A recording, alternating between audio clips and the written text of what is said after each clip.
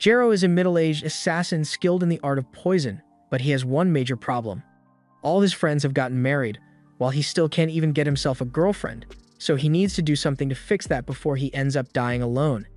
On one of Gero's missions, he is there to take out a Yakuza president, and the president in question is currently speedrunning lung cancer while sitting on several nearly naked men as furniture, which seems pretty gay if you ask me. This is a celebration to commemorate their group's most recent success, so the president orders wine for everyone there. But first, to make sure it isn't poisoned, he orders his most trusted poison taster to try the wine. The taster takes a swig, and after confirming that the wine has no negative effects, the president takes a sip. However, moments later, the president spits out a mouthful of blood because the wine was indeed poisoned, and the one responsible for it was Gero. He had slipped the poison into the president's wine while disguised as a waiter, and his job was done. He slipped out into the crowd as though nothing had happened. This is all in a day's work for him, but on the way back, he notices a pretty girl flirting with a dude in a car, and he's honestly a little jealous. So much so that he gets distracted and walks right into a lamp pole. A little while later, he finally returns to base, and there, he debriefs his sister on how the mission went. She is glad to hear that it was a success, but she can't help but wonder how he managed to slip that poison into the president's glass without the poison taster finding it. He explains that he didn't slip it past the taster at all, he just thought ahead and made the taster immune to that particular poison. Over the past 3 months, he had been adding tiny amounts of the poison to the taster's food since he was a lot easier to get to than the boss. Once his body had built up sufficient resistance to the toxin, he wouldn't be able to tell if the wine was poisoned or not, giving the president the go-ahead to drink the tainted wine. His sister is impressed that he could think of such an ingenious plan, but she's surprised he went through with it since it sounds like it was a massive pain in the butt. He agrees that it was annoying to have to do, but it was the best option because no one would expect an assassin to pull off such a convoluted scheme. His sister is glad he managed to come out of it all in one piece, but she actually has something else she wanted to discuss, so she asks Gero if he has put any thought into getting married yet. Gero spits up his snack when he hears her mention marriage because it's a bit of a sore topic for him. After all, there's no way someone like him could ever hold down a normal relationship, especially not in his line of work. His sister asks him to reconsider, but Gero says there's nothing to think about because their grandma already wants to make one of them the new head of the Poison clan, and when he tried to turn her down because he's single, his grandma matched him up with a total stranger from a branch family and nearly forced him to get married right then. He was able to get out of it, but that's why he isn't in a rush to get married anytime soon, and he is perfectly content with the lineage of the Poison clan ending with him as the last Poison Master. Later that night, Gero goes out to meet with one of his old friends, the Bug Master, and the two sit down to have a drink together. The Bug Master mentions that he heard that the Needle Master has 3 kids now, and Gero is happy for the Needle Master, but he's never going to be able to share that experience since he's going to spend the rest of his life single. But at least he's still got the Bug Master with him so they can be single together. However, the Bug Master actually has something he has been meaning to tell Gero. He informs Gero that he is actually thinking of getting married soon, and hearing that catches Gero off guard. The Bug Master then goes on to explain that he recently met a nice girl, and she accepts him for who he is, so he really feels like he could spend the rest of his life with her. Gero can't believe the guy whose specialty is bugs managed to get a nice partner before him, but all the same, he's happy for his friend and congratulates him. The Bug Master assures Gero that him getting married isn't going to change the fact that they are best friends, and Gero is glad to hear that. But he'd be lying if he said he wasn't at least a little jealous because he can't even begin to imagine himself finding the perfect wife. Later on, Gero is invited to Gold's base because he would like to ask him for a favor. Gero's motto is that he offers cleaning services for a reasonable price, but only if the target is evil, which is why Gold has brought him there today. As a bonus, he offers to let Gero have some fun with his secretaries before he gets to work, but Gero turns him down because there's no way he could do something like that. He says he just wants to get this over with as soon as possible, so Gold goes ahead and introduces Gero to the target, Mei Kinosaki, a marriage con artist who has been swindling Gold's men out of their hard-earned money by tricking them into falling in love with her. That's enough to meet Gero's criteria, so he gets to work and injects her with a nerve toxin. He then tells her that over the next few minutes, every nerve in her body is going to feel like it's being torn apart piece by piece, and she's going to be conscious for every minute of that torture. Mei doesn't react to Gero's statement, and instead nervously tells him that he reminds her of her first love, but Gero can tell that she's just trying to worm her way out of this by flirting with him, just like she did with the others. Mei admits that she scammed people, but she says she had a really good reason for it because she was trying to earn enough money to pay for her sick brother's hospital bills but she admits that what she did was still wrong. She's just glad that she gets to spend her last moment looking at a face similar to someone she loves. The poison is really starting to take its toll on Mei's body, and it's pretty clear that everything she said was just an attempt to pull at Gero's heartstrings. But if you're wondering if he's really gullible enough to fall for someone who is literally confirmed to be a love con artist, yes he is. Just then, Gero receives a call from his sister, and she apologizes for calling him when he's in the middle of work, but she has to move back to the main family branch, so she wanted to let him know before she leaves. This comes as a shock to Gero, so he asks her what's going on, and his sister explains that their grandma is really serious about wanting an heir, and since Gero doesn't have a wife and they couldn't convince him to accept the arranged marriage, his sister has to do it instead. Gero tries to tell her she doesn't have to do this, but his sister doesn't have what it takes to escape the main family, and she knows that if she refuses, then they will likely take away her freedom to use her as a baby-making machine. And if that's the alternative, then she'd rather just submit to their grandma's will and go along with it. Gero asks Akari what she's going to do about her girlfriend, and she says she has no choice but to break up with her. Gero tells her not to do it, but she yells back that this is the only way because she doesn't want Gero to have to sacrifice himself in her place. It's true that Gero doesn't want to have an arranged marriage, but he doesn't want his sister to have to go through that either, so he comes up with an idea. He walks up to Mei and tells her that if she wants to live, then she has to agree to marry him. At least this way, he'd be choosing someone who he's already attracted to, so he asks her if she's on board. Hearing that, Mei smiles at him with relief, and then she says hell no. Gero really wasn't expecting that after what Mei said earlier, but she was just trying to get under his skin a little as payback before she dies. After all, why would she want to get married to someone who thinks it's appropriate to propose to someone he was about to kill a moment ago? Gero realizes that she's right, because he wouldn't agree to a deal like that either, and Mei goes on to say that if he's really serious about finding a wife, then he needs to be honest with himself about how he feels, otherwise, he'll never find anyone. Just then, Gold calls Gero over the comms system and asks him if he can hurry this up a little because he wants to see him kill Mei already. However, Gero is deep in thought right now. He has a rule of only killing evil people who deserve to die, not because he cares about justice or anything, but rather to make it easier for him to sleep at night. That said, he still kills people for a living, and he has been telling himself that he deserves to be alone for the rest of his life. But even someone like him thinks about falling in love and living a happy life sometimes. It's all he has been thinking about lately, but he knows he'll never meet someone like that because he's got no social skills. He never went to regular school, never made friends, and as a poison master, he barely ever meets new people unless they are assassins just like him. Mei tells him that he just needs to put himself out there and meet all sorts of people, because eventually, someone is bound to like him, though it will probably take a lot of effort on his part. But that aside, she tells him to hurry up and kill her. After all, she deserves it after what she caused her brother to go through. Just then, Gold and his crew show up in the chamber, and he tells Gero to get on with it because he has already gotten more than enough dating advice from Mei. However, Gero flatly says no because he needs Mei alive. He's not going to ask her to marry him, but he believes that only someone with matchmaking skills like her would be able to help him find a partner, so he offers to hire her to help him find a wife. Mei wasn't expecting Gero to say that, and this is by far the strangest job she has ever been offered, but she's happy to agree to it. Just then, Gold and his crew all raise their guns, and Gold tells Gero that he's not going to make it out of here after betraying him like this. Gero doesn't count this as a betrayal, because his rule is that he only kills human scum, and Mei doesn't seem bad enough to deserve death. But Gold, on the other hand, is a different story. His organization makes money by taking jobs from ordinary people and then using the information gathered on those people to blackmail them and extort money. There's no telling how many lives his business has ruined, and that sounds pretty scummy to him, so it looks like he's got a new target. Gero takes his syringe out and injects himself with a special poison, and as the group fires their guns at him, he vanishes right before their eyes along with Mei, before reappearing above them on the ceiling with a few vials of poison in hand. A few moments later, Gero injects Mei with the antidote for the poison he gave her earlier, while all the gang members are either unconscious or convulsing, but despite how it looks, they aren't going to die. He just used his 300-year torment poison, so they'll experience unimaginable pain for a while, but it'll wear off eventually. In the meantime, he calls his sister and tells her that she doesn't have to go along with their grandma's demands.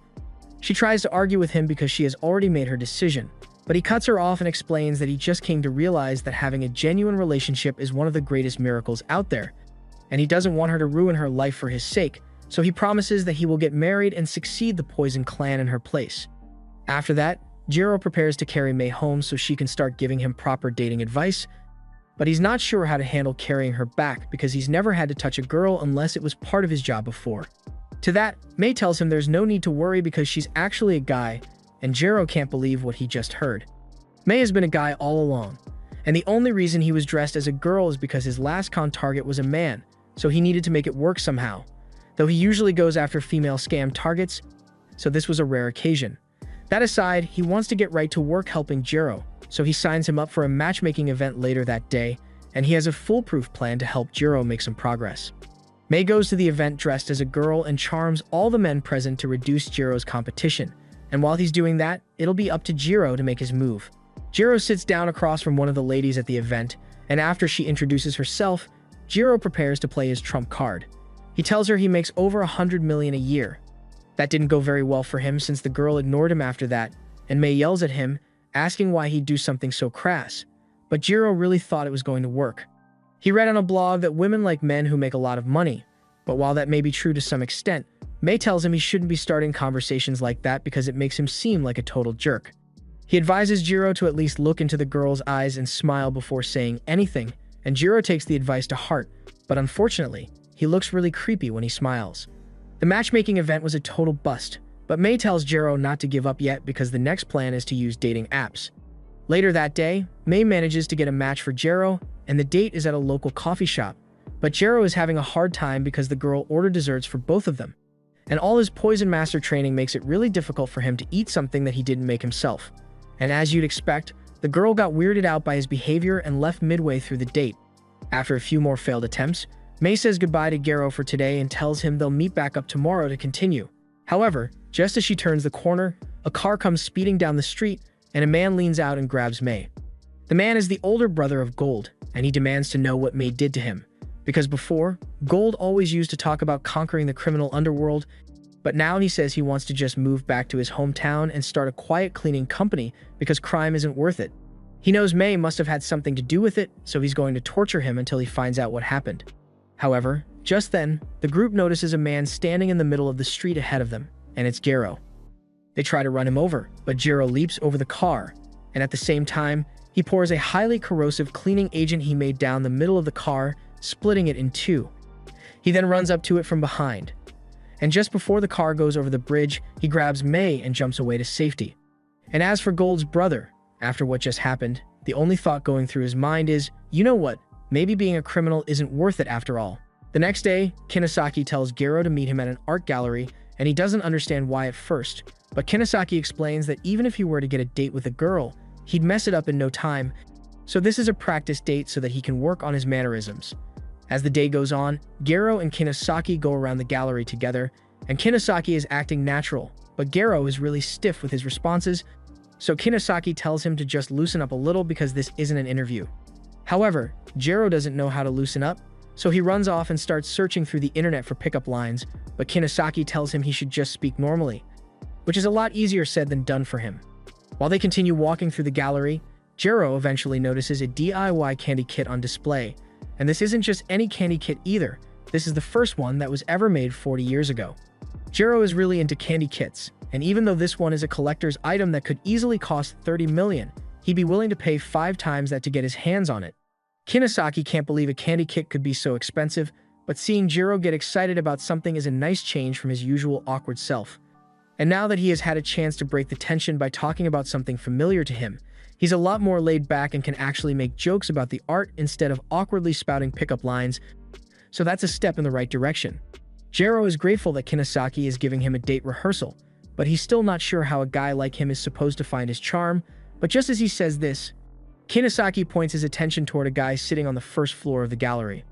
At first glance, the dude looks like an absolute weirdo, crouched down by an exhibit and muttering to himself, but he actually has a loving wife and adoring fans who flock to him the second they realize who he is.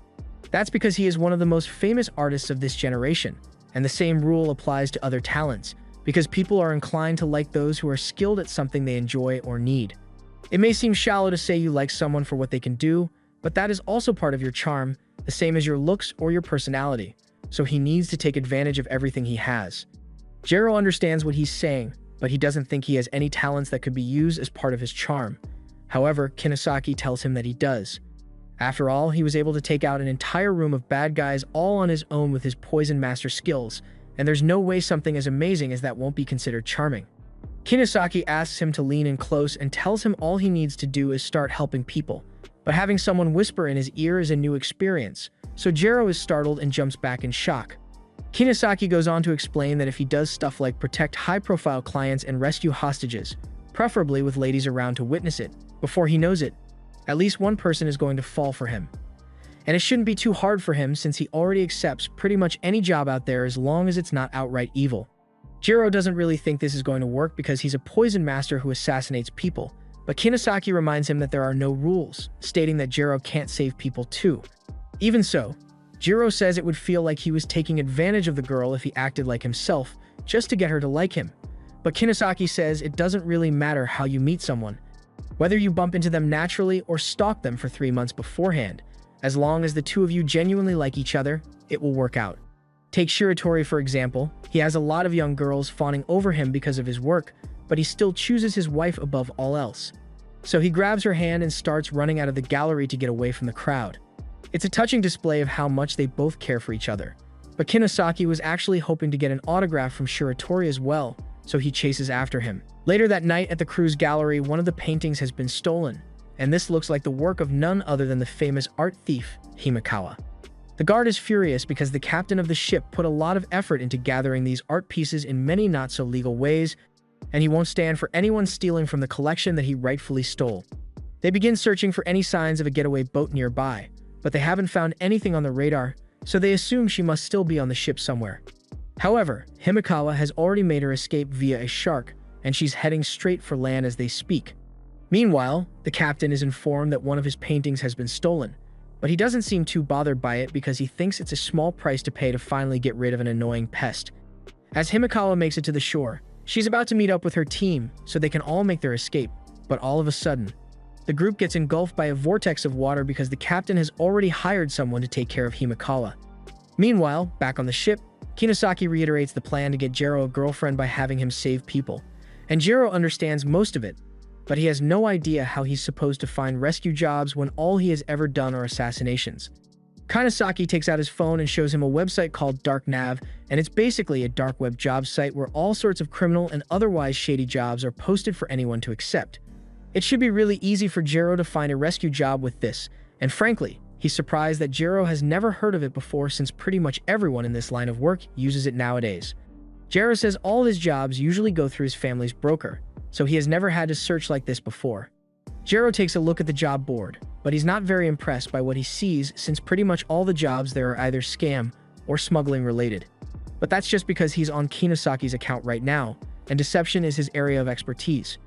After searching a little more, Gero eventually comes across a post from the captain of the ship who has taken Himekawa hostage, and he is demanding that Himekawa's group hand over all the art they've stolen if they want to get her back unharmed. The criminal underworld knows Himekawa as a skilled art thief, but the truth is that she only targets malicious collectors who steal art from others, specifically so she can return it to its rightful owner. That's why Himekawa's crew is trying to hire someone to infiltrate the captain's base and rescue her, but unfortunately, it looks like Gero and Kinosaki are the only ones who showed up. The group expected as much since they don't have enough money to offer a decent reward, and no rational assassin is going to accept such a risky job when the pay is so low. Fortunately for them, Gero isn't in it for the money, so he agrees to take on the job. He introduces himself as a master of the Poison Clan, and as soon as the group hears that, they are terrified because they never expected to run into a poison master here. Normally, they'd have to sell all their organs just to cover the broker fee for someone as skilled as him, but if he's really willing to help them, then they aren't going to say no. However, before Gero gets to work, he has a very important question, so he asks the group if Himekawa is single. Meanwhile, Himekawa is currently being held in the captain's private quarters, and the captain is talking about how beautiful he thinks she is, so he says he will spare her life if she agrees to become a part of his collection, but Himekawa flat out refuses. She came here to steal that painting back because the husband of the woman in the painting said it was the last thing he and his daughter had to remember his late wife by, so they were absolutely devastated when it was stolen. That's why Himekawa agreed to steal it back, and she refuses to give up until she has returned it to its rightful owners, but the captain has no intention of letting her do that, so he orders his mercenary to torture Himekawa until her resolve has been broken. Meanwhile, Gero and Kinosaki are on their way to save Himekawa, and while they are running, Kinosaki tells Gero that asking a question like that was really risky. It was fortunate that the guys just thought it was code for the mission, but if they knew he was just doing this to try and get Himekawa to fall for him, it would ruin the entire plan if she found out. Eventually, they arrive at the location where Himekawa's GPS says she should be, but the second Kinosaki gets to the top of the stairs, he gets 2 shotgun barrels pointed at him by the guards. Fortunately, before he can be shot, Gero manages to take the guards out with a split kick, all while aura farming with his hands in his pockets. He then turns to ask Kinosaki if he's alright, and he says he's fine, but he's starting to think he should sit this one out because he's not much of a fighting type. However, Gero says he needs Kinosaki to come with him because he has never met this girl before, and he's worried that he will screw it up if he's alone. Back in the captain's quarters, Himekawa has been getting waterboarded for the past 5 minutes, but the captain tells Ushio to stop for now because he just got word that there are 2 intruders nearby. So he wants Ushio to go deal with them, and while he's gone, the captain plans to try out some more creative torture methods on Himekawa. As Gero and Kinosaki continue making their way to Himekawa, Kinosaki asks Gero what he intends to say when he finally finds her, and while taking out a group of guards, Gero responds with, "Hello, will you please marry me?" Kinosaki immediately tells him that's a terrible idea, because Himekawa is probably terrified right now, and the last thing she'd want to hear is the guy who saved her proposing on the spot. Meanwhile, back on Himekawa's end, the captain points a gun at her head, and she thinks he's about to shoot her, but it's actually worse than that, because he points his gun at the painting and threatens to shoot it if Himekawa doesn't submit to him. Himekawa made a promise to return that painting in one piece, and she can't do that if the captain destroys it, so she's about to relent and agree to do whatever the captain wants. But just then, his arm is blown clean off, and he then sees a burning figure come out of the painting and engulf his entire body in flames, but that part is just a hallucination caused by a dose of Gero's poison, and the captain is going to be out for quite a while. Gero walks up to Himekawa and recites his practiced line, introducing himself as the Poison Master and telling her that she's safe now because he came to rescue her. Himekawa is relieved that someone came to save her, but she knows her group doesn't have the kind of money necessary to hire a Poison Master, so she's worried that her friends might have sold their organs to pay for it. Meanwhile, Gero is freaking out because while he may have made a good introduction, he didn't think of what he was going to say afterward, so he doesn't know what to do now.